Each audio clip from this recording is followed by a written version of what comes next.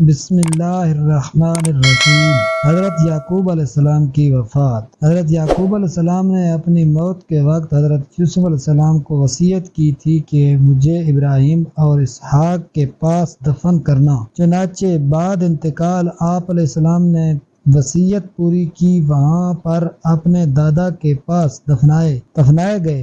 جب حضرت یعقوب علیہ السلام مصر میں گئے تھے اس وقت ان کی عمر 123 برس تھی۔ پھر 147 برس کی عمر میں بقول اہل کتاب مصر میں انتقال ہوا۔ وفات سے پہلے اپنے بیٹوں کو بلا کر خدا پرستی اور ملت ابراہیمی پر ثابت قدمی کی وصیت کی اور بیٹوں کے واسطے برکت کی دعا کی۔ پھر بستر پر پاؤں کھینچ لیے اور جان بحق ہو گئے۔ ملک ریان کے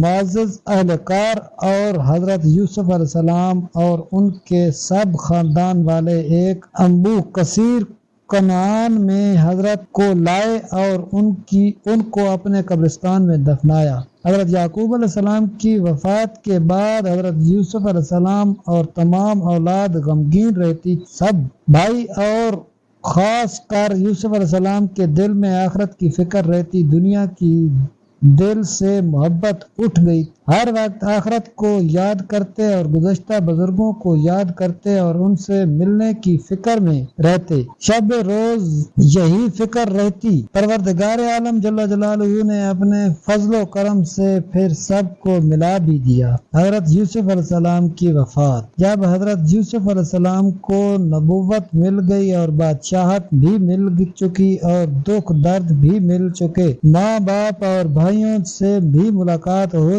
گئی، پھر اللہ تعالیٰ سے اس طرح دعا کرتے رہے۔ ترجمہ: اے میرے رب، تو نے مجھ کو ایک بڑا حصہ دیا اور خوابوں کی تعبیر کا علم بھی عطا فرمایا۔ اے آسمان و زمین کے پیدا کرنے والے، تو ہی دنیا اور آخرت میں میرا کارساز ہے۔ تو مجھ کو اسلام کی حالت میں وفات دے اور مجھ کو مرنے کے بعد نیک لوگوں کے ساتھ ملا دے۔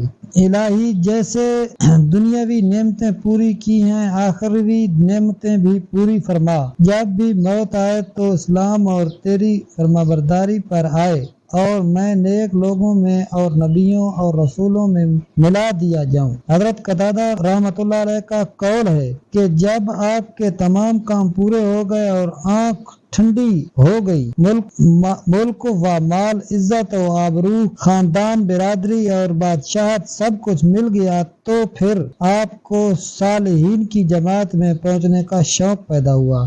حضرت ابن عباس رضی اللہ عنہ فرماتے ہیں کہ کسی نبی نے بغیر حضرت یوسف علیہ السلام کے پہلے موت نہیں طلب کی اور یہی سب سے پہلے اس دنیا کے مانگنے والے تھے۔ ہو سکتا ہے کہ ان کے دین میں موت کی دعا جائز ہو، ہمارے ہاں تو سخت ممنوع ہے۔ مسند میں ہے کہ رسول اللہ صلی اللہ علیہ وسلم نے فرمایا کہ تم میں سے کوئی بھی کسی سختی اور ضر سے گھبرا کر موت کی آرزو نہ کرے۔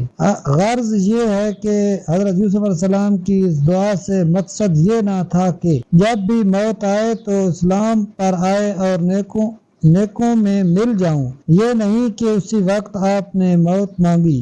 ہو سکتا ہے کہ یہ دعا مانگی ہو کہ پروردگار عالم ہم کو اسلام پر موت دے۔